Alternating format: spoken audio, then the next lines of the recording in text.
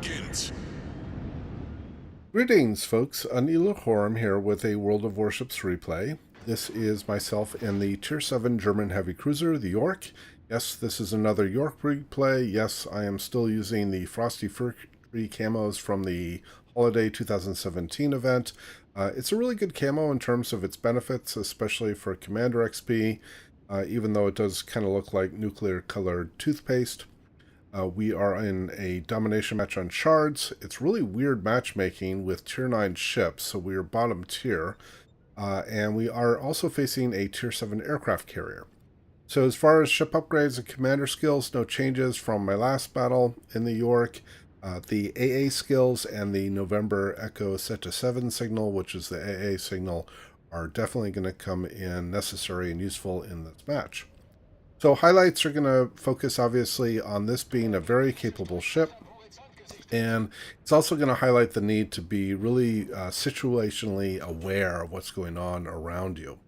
So let's go ahead and get to the replay. So in my opinion, when you spawn on the south side of shards, it is important to go with an Alpha and Bravo strategy.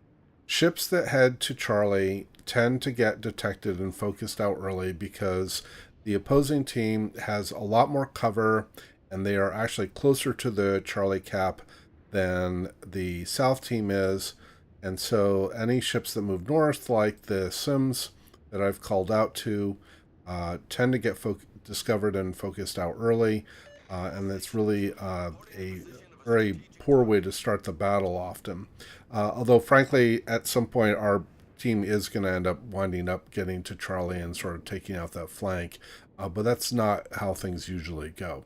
So I've decided to move more westward. I want to try to be somewhere between Alpha and Bravo.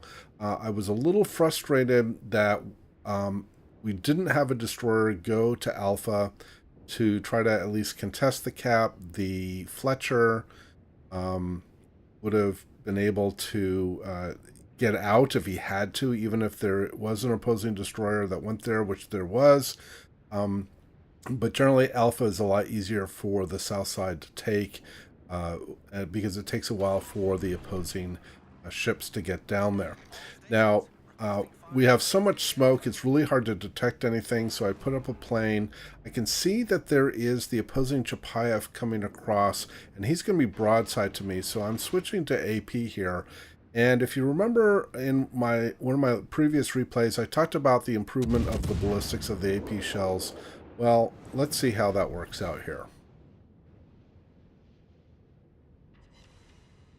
Yeah, I'd say a triple citadel at 12 kilometers is pretty good. So, yeah, the AP continues to definitely be much more effective, and I've really enjoyed the play style for the Yorck a lot more now that they've improved the ballistics. I get detected briefly here because I was thinking that the opposing destroyer that had taken Alpha had detected me and was either coming through this gap that's immediately to my right, but it actually turns out it was probably a ship more on farther east that detected me. And here I see the Lion.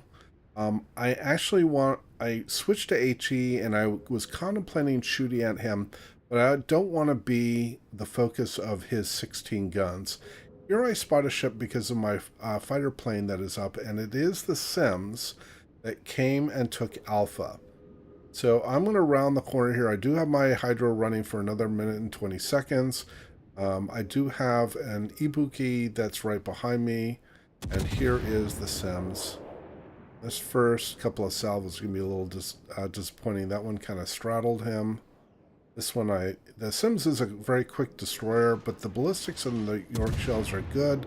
I was thinking, okay, I should be able to get a few shells on him, and here I only get one. So again, kind of a frustrating salvo. Kind of looks like the Sims is using the Meritorious camo here. He looks like he's camo-less, but I actually think he's using that all-white camo that was handed out recently. There I get a very good salvo with 6 shells connecting, set of fire. He drops back into concealment. I take another blind shot, hoping I might get him. And sure enough, I get 5 more shells on him, set him on fire again, which makes him detected. And get another salvo out here. I'm turning away because I know this is where the situational awareness becomes important. I know that the Lion is trying to push through the alpha cap, and I don't want to be his focus. And I'm gonna turn back in and head more towards the east, so I can keep the island between me and the Lion. You could also see the opposing Chupayev that is on the far east side of Alpha as well. Down my first airplane, and that's going to be the first of many. I'm switching to AP here because, again, the Chupayev is creeping out here, and he is broadside to me. So this salvo is a little disappointing. I was thinking he'd glide out a little bit more. I'm only going to land a couple 3 shells on him for a little bit of damage. He's going to start backing up here. Put another salvo out, and again what I said about the improved ballistics. Let's see how that works out here. Yeah, I would say another triple citadel to finish off the Chupayev is pretty good. Alright, so now my next concern is this Lion. Now my allied Ibuki has sent torpedoes through to that gap where the Lion is coming through. So I'm taking a calculated risk here that the Lion is going to take some torpedoes, and it's going to make him very vulnerable to dot damage, but it also is going to wound him enough that I won't necessarily be in a prolonged engagement with the Lion. Now, I can argue this is situational awareness. Obviously, I knew that he was there. I can also, this is pretty risky because if I'm too broadside, I could take a lot of damage from him. He did take at least 2, maybe 3 torpedoes. Here I send torpedoes. I'm sending slightly short in anticipation that he would be turning in once he saw me. And here he's going to get a couple of rounds off, but I'm going to work to stay as angled as I can. Secondaries are definitely hitting me. Get a fire on him, which now presumably is going to stick. I'm going to assume that the Lion had taken some flooding damage. I stayed angled for that one salvo, and I take minimal damage, and I'm able to finish off the Lion. Now my next focus is going to be this opposing Indianapolis. I'm switching to AP here because, again, as I'm going to come across here, this cruiser is likely to be broadside to me. Now, I also have to be very careful here because the American heavy cruisers have very powerful AA, and while they don't have quite the same alpha that the German AP can do, their penetration angles are much better than what the Germans see. And sure enough, he is quite broadside to me, but his guns are not directed at me, so I'm able to get a salvo off. Even though a couple of shells get clipped, I do get 2 citadels and take out about half of his health. Next salvo is going to go out, still AP, but I'm going to have to shoot into the superstructure to at least get some damage. Now I'm switching to HE. Now I've got one ship that I did not anticipate was the opposing Yorck. So I'm going to turn to get my bow on him so I'm not exposed to his AP. And I'm going to direct my main battery at the Indianapolis, which is firing at other ships. I'm safe at this point from battery hits from the Indianapolis. Keep my bow on the opposing Yorck. I've also popped hydro here because I can reasonably anticipate that my opposing Yorck here is going to send torpedoes. Finish off the Indianapolis. That is my 3rd kill. I'm up to almost 83,000 in damage. The opposing Yorck is full broadside to me, and I'm going to get a salvo out here. It's a little disappointing. I wasn't necessarily expecting I would get a citadel because he's quite close, and his turtleback would likely protect him from taking citadels. But I was hoping to get more penetrating damage than I did. But I'll take the damage done. I'll take what I can get.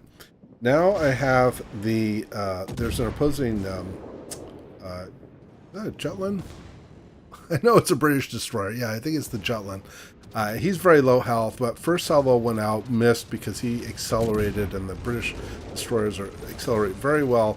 That next salvo didn't quite finish him off, but he does take one more salvo from the Fiji and is finished off.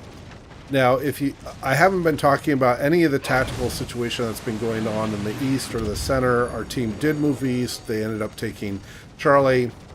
They're now moving into Bravo, and the opposing team is just down to this opposing Yorck and the aircraft carrier. Aircraft carrier is desperate to try to drop me. I was able to turn in and avoid taking any torpedoes, and I am deliberately holding my damage control here because, one, the fire is about to go out, but two, I don't know whether I'm about to run into more torpedoes because my hydro is just about to go down, and I want to have my damage control party ready to go in case I need it.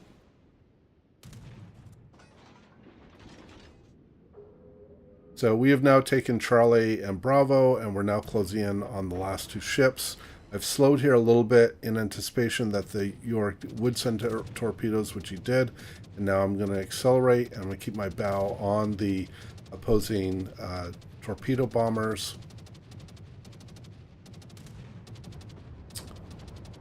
There's salvo off here on the aircraft carrier. Get a Citadel here. The aircraft carriers are pretty thinly armored at this tier. And the German 210 millimeter HE has 52 millimeters of pen, so getting a Citadel is not too surprising. Now the aircraft carrier is sending his dive bombers on me. I'm looking to do a little bit of maneuvering here to try to avoid some of the part of the drop. Again, I don't carry defensive fire here, but I'm up to over 13 airplanes shot down. There he does get a couple of bomb hits on me, but this is again part of the reason I held my damage control so that if he did get another drop, I would be able to use it. Here's the aircraft carrier at this point is doomed. I'll send out torpedoes as just a little bit of insurance in case he manages to get another drop on me and detonate me. This next salvo of HE is going to finish off the aircraft carrier. That leaves just the opposing Yorck, who is quite low health.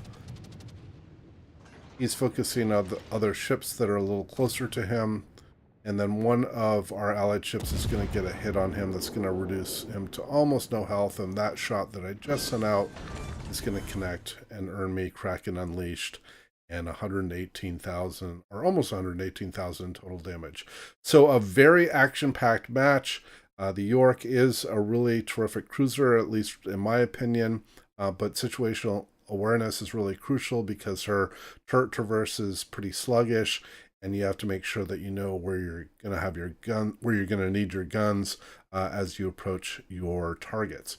So I hope you enjoyed the replay and the commentary.